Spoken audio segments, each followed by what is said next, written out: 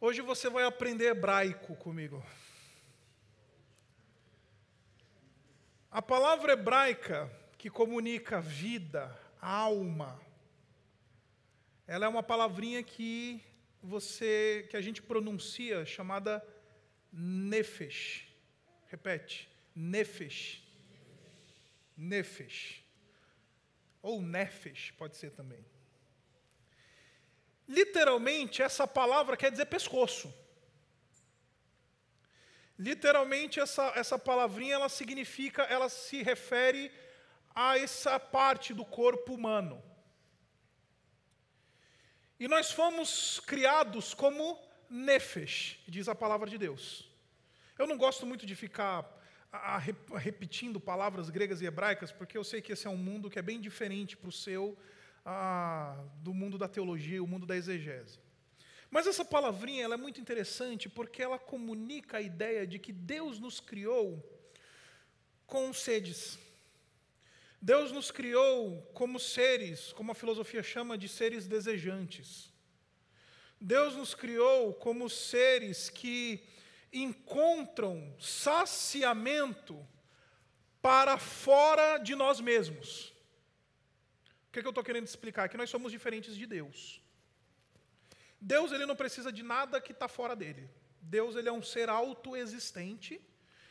Tudo que ele é, realiza ele mesmo. Deus não precisa de absolutamente nada que esteja fora dele. Deus é, e o que ele é, é.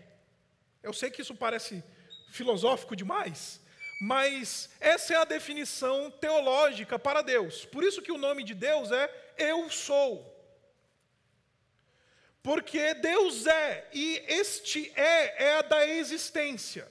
Deus não precisa de absolutamente nada que esteja fora dele para existir ou para ser. Nós somos diferentes.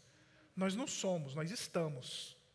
E porque nós somos, ou estamos, a gente eventualmente precisa de coisas para viver que estão fora de nós mesmos. O exemplo mais básico da nossa necessidade de coisas para fora de nós mesmos,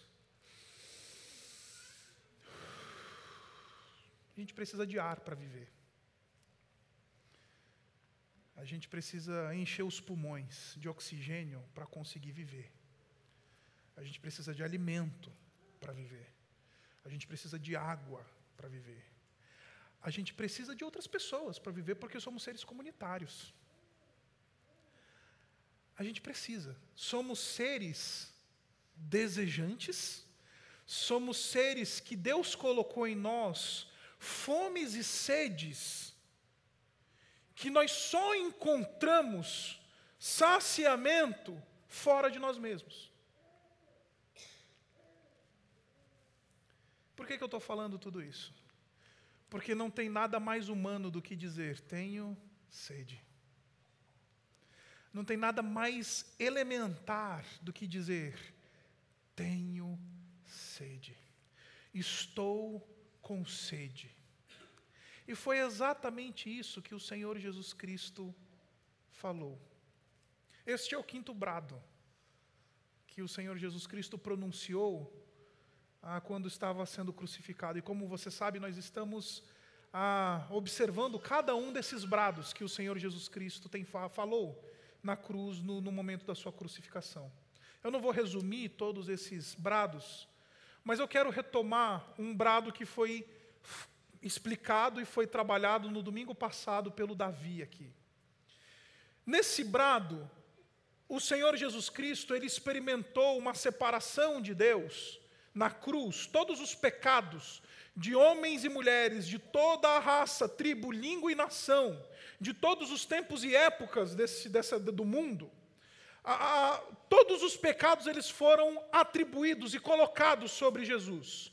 E por causa disso, o Senhor Jesus Cristo experimentou uma separação de Deus. A presença de Deus, que era plena, absoluta, contínua, Jesus ele deixou de experimentar a partir daquele momento que o meu e o seu pecado foram colocados sobre ele. Porque um Deus santo, ele não tem comunhão com o pecado. E o Senhor Jesus Cristo ali começou a experimentar a ira de Deus, a pena pelos pecados. E nesse momento em que ele se vê separado de Deus, o Pai, ele clama e canta, literalmente, o Davi explicou isso para vocês no domingo passado, ele canta o Salmo 22 na cruz, e diz: Deus meu, por que me abandonaste? Por que me desamparaste?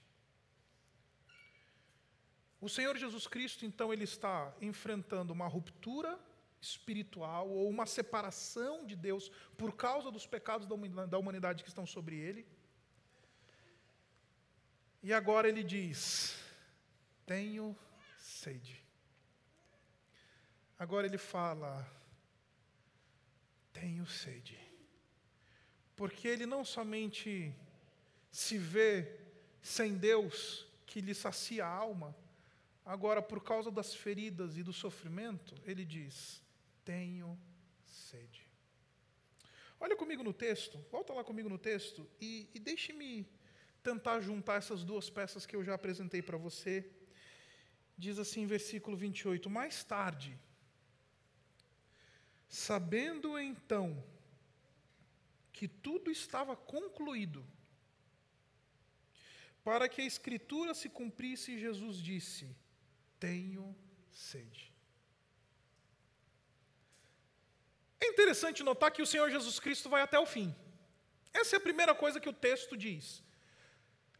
Quando o Senhor Jesus Cristo percebeu que já estava com a sua obra consumada e concluída, ele se preocupa em cumprir a Escritura, e a gente vai falar um pouquinho mais sobre isso, e diz: tenho sede. E o interessante nesse texto, gente, é que é só João que relata isso para a gente, nenhum outro evangelista. Ninguém diz para a gente, além de João, que Jesus teve sede na cruz.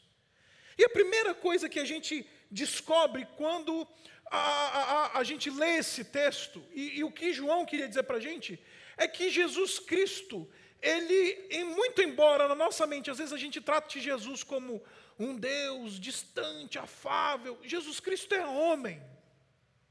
Não há nada mais humano, como eu disse para você, do que dizer: tenho sede. Jesus, ele está dizendo para mim e para você na cruz, que ele compartilha da minha e da sua condição desejante. Jesus, ele compartilha da minha e da sua condição de alguém que aspira. Jesus compartilha da minha e da sua condição humilhada, de gente humana, que anda no chão dessa terra. E por que é importante Jesus ser homem? Essa é a pergunta que se levanta, né? Por que Jesus tinha que ser homem? Por que Jesus ele precisa na cruz manifestar um desejo e manifestar que ele é homem, humano? Por uma razão muito simples. Porque se ele não fosse homem, ele não teria substituído a mim e a você. Anselmo da Cantuária, um teólogo do passado, da idade medieval, ele dizia que aquilo que não é assumido não é redimido.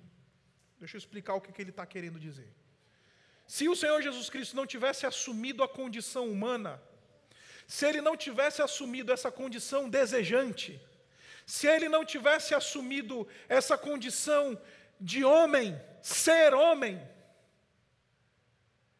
ele não teria substituído a mim e a você, mas teria substituído na cruz qualquer outra coisa que ele assumiu. Por isso que é extremamente importante falarmos de Jesus Cristo como homem. Porque se ele não fosse homem, ele não teria morrido por mim e por você. Ele não teria redimido a mim e a você. Ele não teria sacrificado em meu e seu lugar. Aquilo que não é assumido, não é redimido. Aquilo que o Senhor Jesus Cristo assumiu, ele redimiu.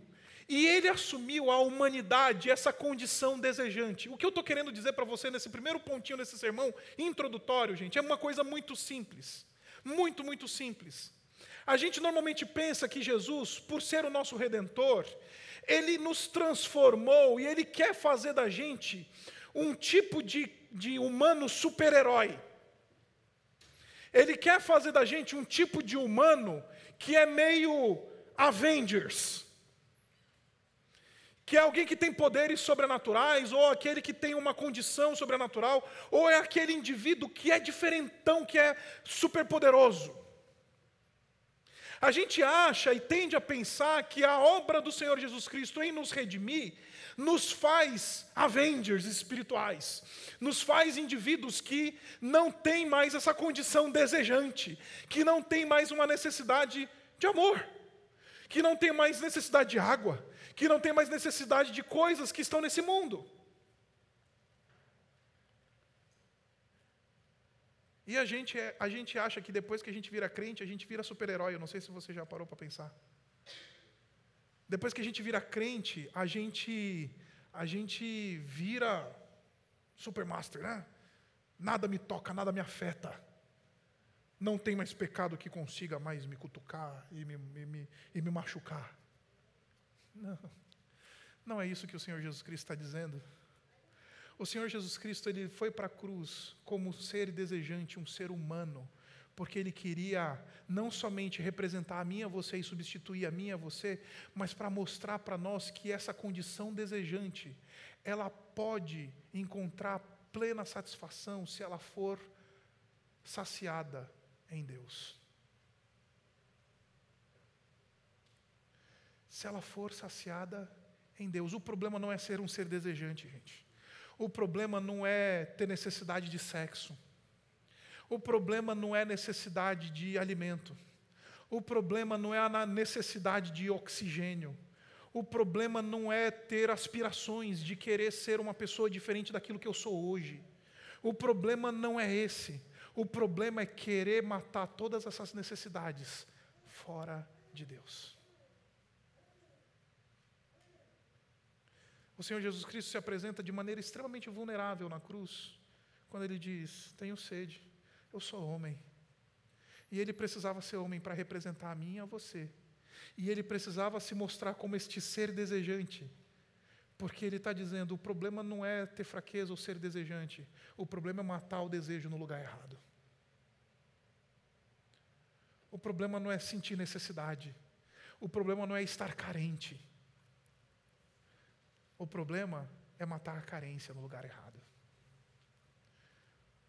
O problema é você querer matar a carência, matar a sede com vinho, com vinagre e não com água. Essa é a grande chave desse texto, gente. Tentaram suprir uma sede do Senhor Jesus Cristo com a coisa errada. E não há nada mais humano e adâmico do que querer fazer isso.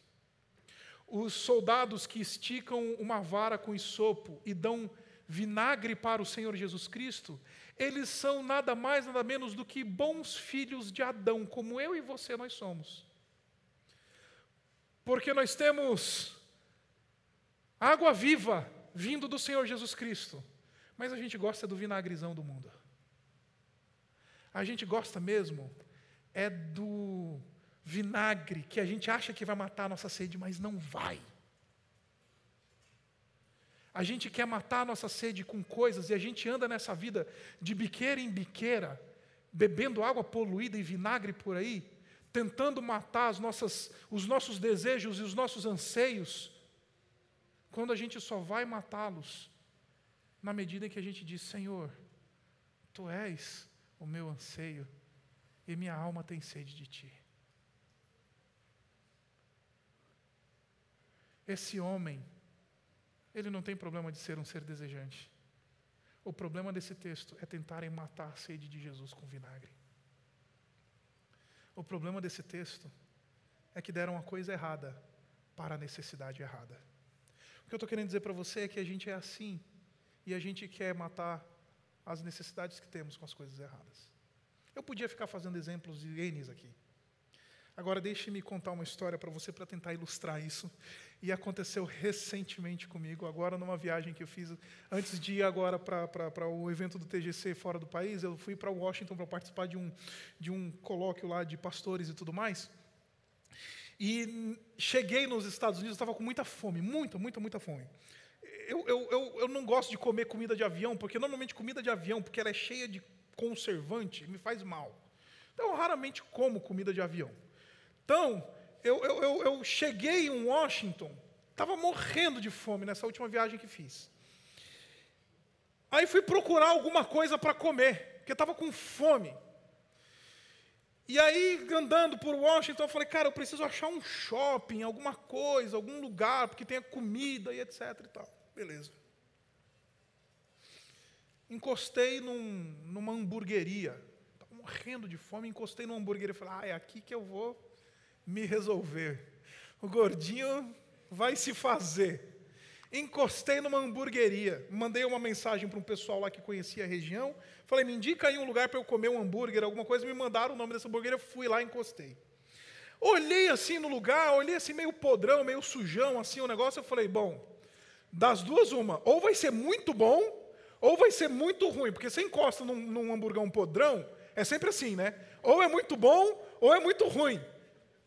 Beleza. Olhei lá no menu, achei lá o primeiro cheeseburger que tinha lá na lista, falei, me dá um desse daí. Com fritas ou sem fritas? Com fritas também.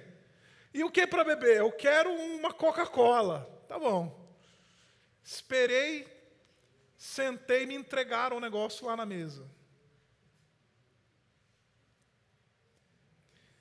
Veio pingando óleo o negócio.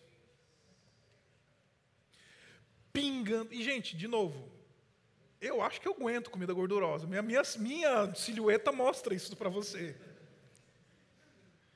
Mas o negócio veio pingando óleo. E aquilo que poderia ser extrema fonte de prazer e de saciamento, se tornou extrema fonte de desgosto, porque só você sabe a noite que eu tive depois de comer aquele negócio.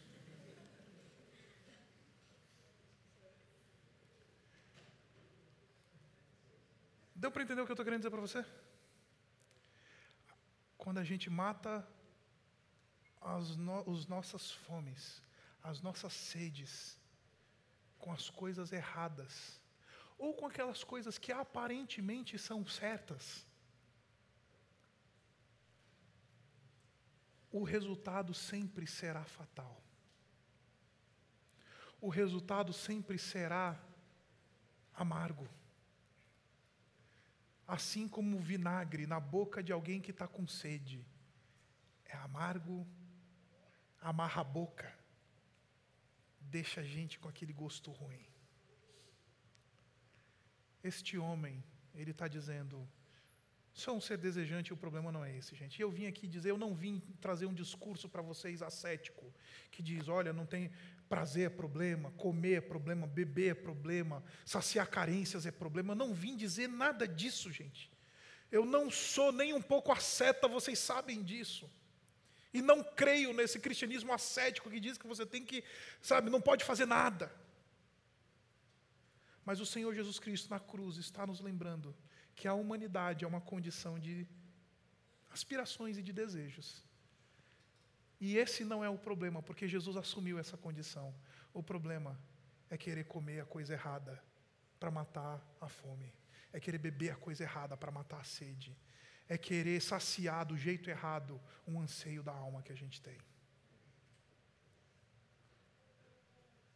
Agora, em segundo lugar, o Senhor Jesus Cristo, Ele não somente é homem, e não somente tem sede, mas o interessante é que o texto diz para nós o seguinte, versículo 29 diz assim, estava ali uma vasilha cheia de vinagre, e então embeberam uma esponja nela, colocaram a esponja na ponta de um caniço de isopo, e a ergueram até os lábios de Jesus. O versículo 30 diz assim, Jesus provou. Jesus provou. tomou. O verbo usado aqui por João é um verbo que, talvez em português, às vezes a gente acha que o provou é aquele... Não. O provou aqui é tomou mesmo. Jesus recebeu, assumiu, tomou o vinagre. Olha comigo, Salmo 69. Salmo 69. E eu quero mostrar de onde é que isso está saindo. Salmo 69.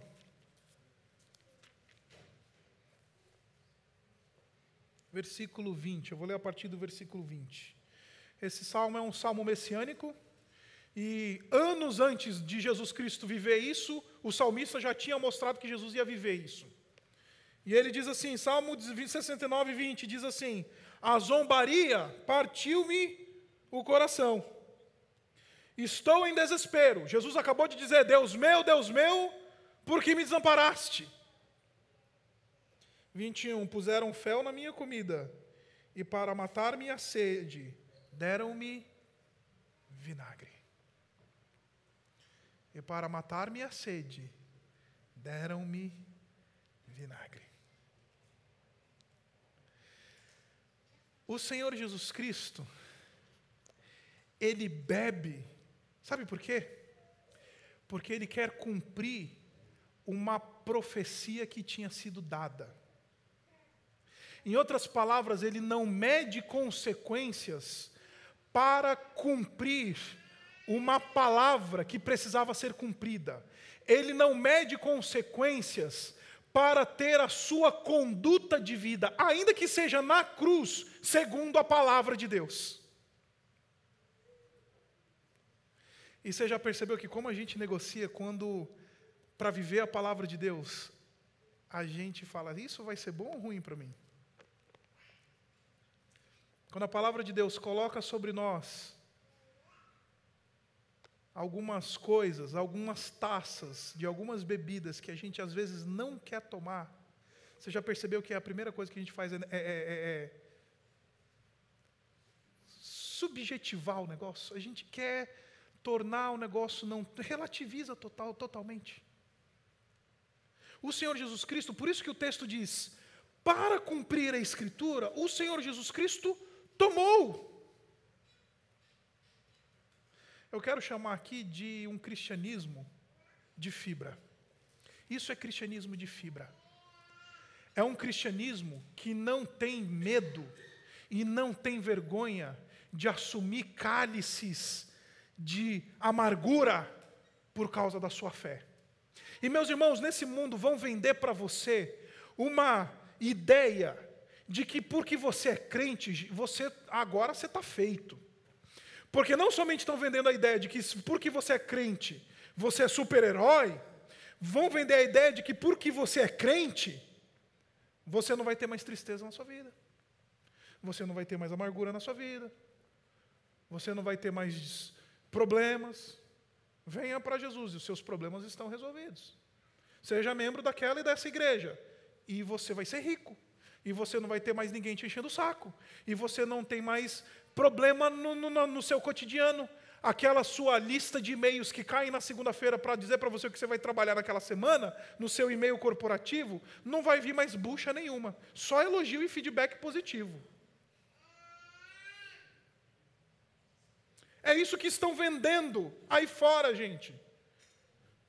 Vem o Senhor Jesus Cristo dizendo, para cumprir a Escritura, Ele tomou o vinagre.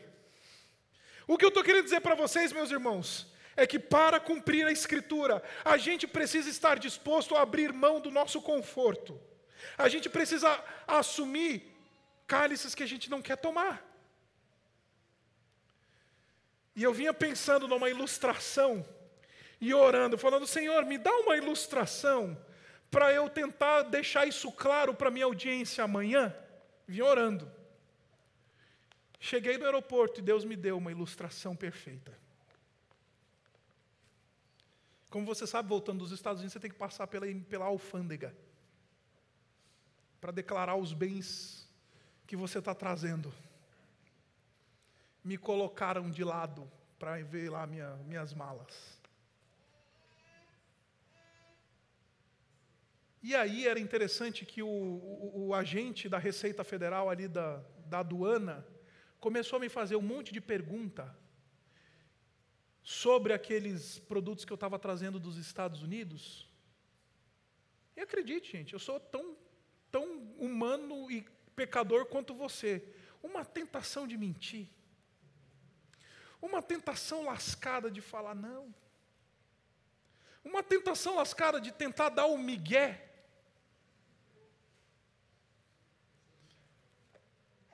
Eu falei, não vou. Senhor, não permita que eu caia nessa tentação. Ele me perguntou, eu falei tudo. Fui meio abusado, confesso. Paguei um negócio que eu não queria. E doeu, gente. Vocês imaginam o quanto dói. Mas eu pensei, a minha integridade diante de Deus não vale esse dinheiro que eventualmente eu nem tenho para pagar esses impostos e essa tributação que a Receita Federal vai me colocar. Mas eu vou pagar, ainda que eu não queira.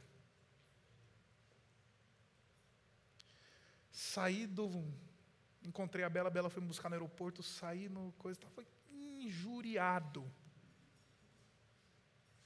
Mas ao mesmo tempo eu estava feliz.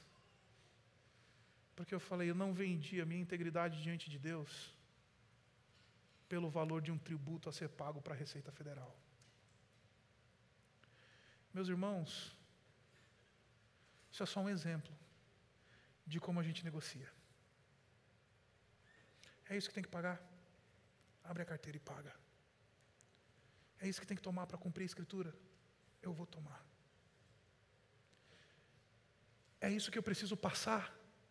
E meus irmãos, como a gente aprende, como a gente cresce, como a gente amadurece por aceitar esses sopros de vinagre que a vida nos traz, e como Deus usa isso na nossa vida. Só que porque a gente prefere o caminho mais fácil, a gente continua na meninice espiritual, porque a gente não está disposto a cumprir a palavra, ainda que cumprir a palavra signifique tomar um vinagre azedo.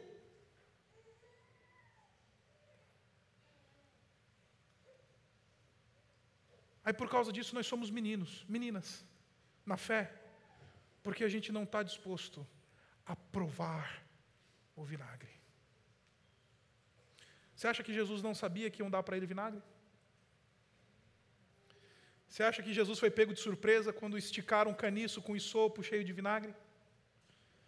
Você acha que Jesus falou, opa, espera aí, não era isso que eu estava esperando? O Senhor Jesus Cristo sabia. E por causa disso, por amor à Escritura, por amor a Deus, Ele tomou o vinagre. Em último lugar, volte comigo lá para João 19. O texto ele continua dizendo o seguinte, e eu guardei isso para o final. Versículo 28. Sabendo então que tudo estava concluído, para que a Escritura se cumprisse, Jesus disse, tenho sede. É interessante que o Senhor Jesus Cristo, Ele não tem problema nenhum e vergonha nenhuma em assumir uma vulnerabilidade. Está com sede. O Senhor Jesus Cristo foi mutilado pelo sacrifício. O Senhor Jesus Cristo sangrando ali, nada mais natural do que um desidratado falar, tenho sede. Nada mais natural, gente.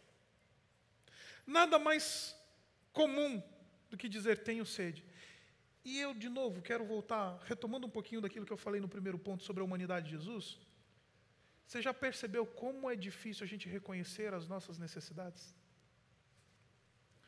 Como é um golpe no nosso ego você dizer, eu preciso de ajuda. Como é uma coisa que dói na gente falar, me ajuda.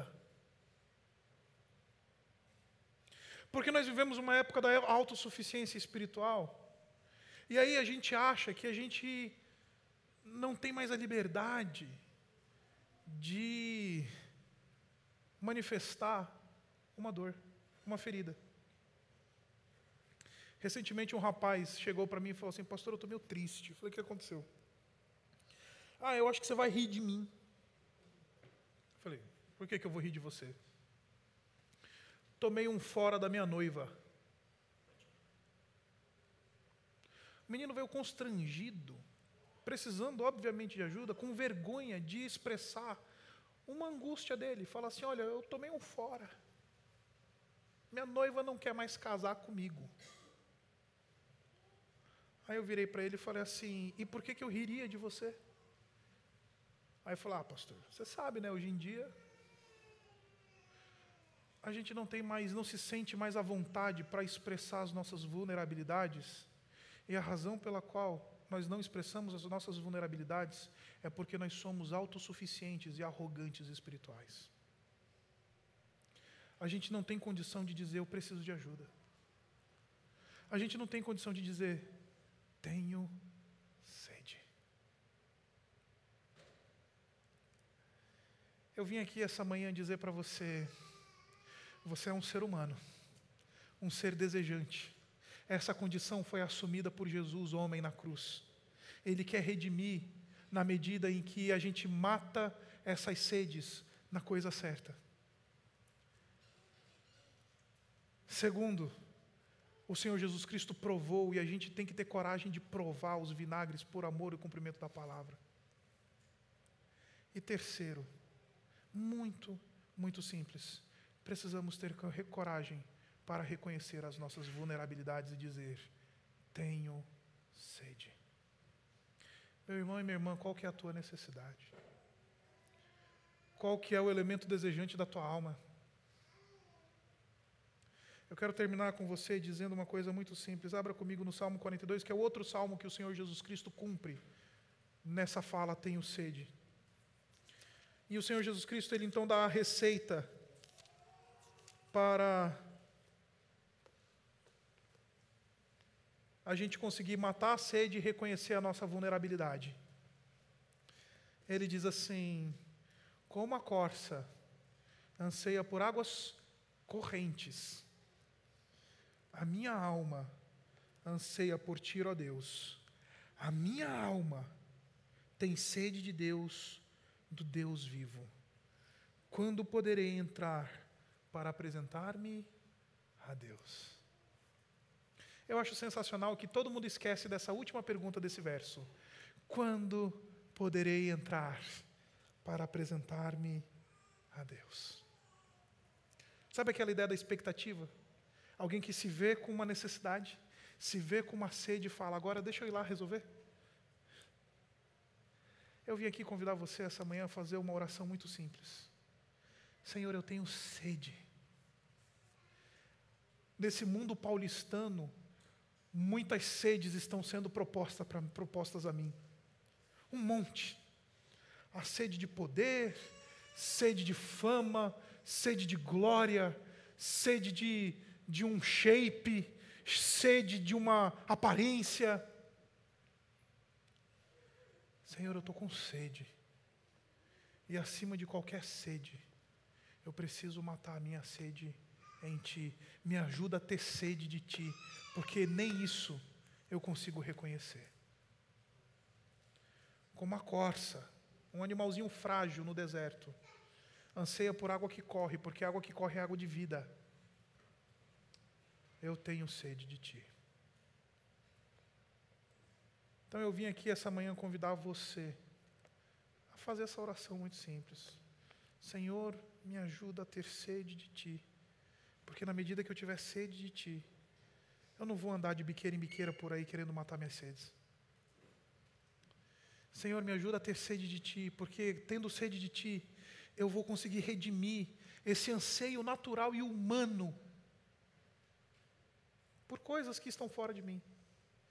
E, Senhor, me ajuda a ter sede de Ti, porque tendo sede de Ti, eu vou conseguir assumir o ônus de cumprir a Tua palavra na minha vida, ainda que isso signifique tomar um vinagre azedo que está sendo colocado diante de mim. Senhor, eu tenho sede de Ti. Abaixe sua cabeça.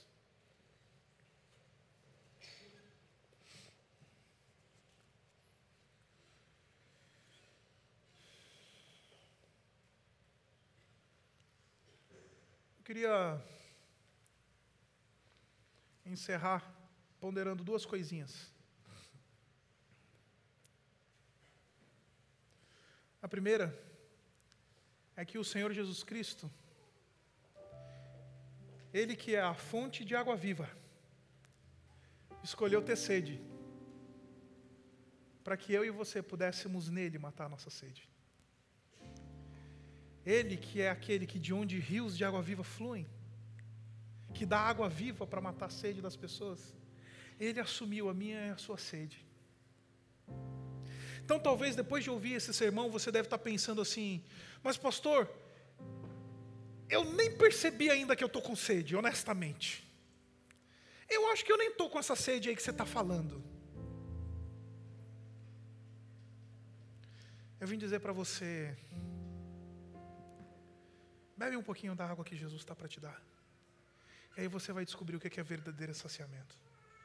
Porque a tua profissão, o teu cartão de crédito, o teu status, seja o que for que você tenha, isso não vai satisfazer a tua alma. Agora, no momento em que você falar, Senhor, Tu que tens a água viva, e porque Tu decidiste ter sede para redimir as minhas sedes, me dá a Tua água, sacia o meu coração, enche a minha vida, e que de mim, como promete a Tua palavra, possa fluir rios de água viva. Segundo, o Senhor Jesus Cristo assumiu a condição de sedento, não somente para que eu e você pudéssemos matar a sede em Jesus, mas Ele assumiu a condição de sedento, para que as nossas sedes fossem localizadas e estivessem no lugar certo. Então eu queria convidar você essa manhã para fazer uma oração. Senhor, me dá as sedes certas e me sacia, e que eu tenha um senso pleno de saciedade. Obrigado, Pai,